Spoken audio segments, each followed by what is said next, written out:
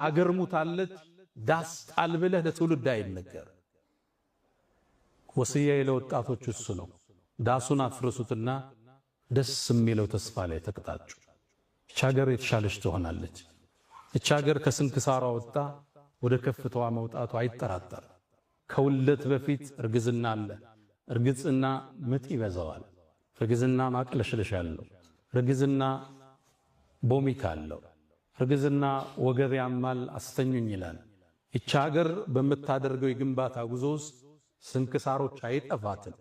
ሙእሚን ግን የነገውን ብርሃን አሁን ላይ ቆሞ የሚያማትር ማለት ትውልድን አገር ፈርሳለች ዳስህን ጣል ተብሎ አይገነባ።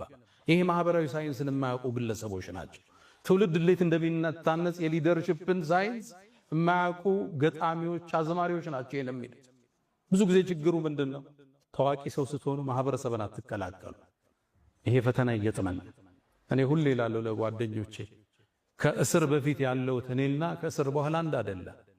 እስር ቤት ውስጥ ስትገባ ሁሉም ብሔር ስታገኝ ዱርዬውን፣ ባለሀብቱን፣ ኦሮሞውን፣ አማራውን፣ ጉራጌውን አብረህ ስትኖር ስትበላ የኖረኝ ስዕል ግንዛቤና ከዛ በፊት የነበረኝ አንድ አይደለም።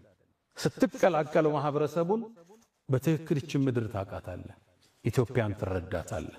ኢትዮጵያ የነብዩ የኛ አደራ ነች። ኢትዮጵያን መጠበቅ፣ ሰላሟን መጠበቅ፣ የጉርብትናን ሐቅ መጠበቅ፣ ለዚች ሀገር እድገት ቅድሚያ ተሰላፊ መሆን የነብዩን አደራ ከመጠበቅ ነው። ኢትዮጵያን ካልነኳችሁ አትንኳት። እሷ የእውነት ምድር ነች። እሷ ውስጥ ሰው የማይበደልበት ፍትሃዊ ንጉሥ አለ። እንድች የተባለች ምድር የለችም ዓለም ላይ። ኢትዮጵያ የነብዩ አደራ፣ የሰሃቦቹ ውርስ፣ ከትብታቸውም አጸደ ቀላቸውም ያረፈችባት ታላቅ ምድር ኢትዮጵያ። እኛ አንድ ከሆነ ከተሰባጠርን ከተግባባን ይችን ሀገር ወደ ከፍታ ማውጣታችን የሚቀር አይደለም።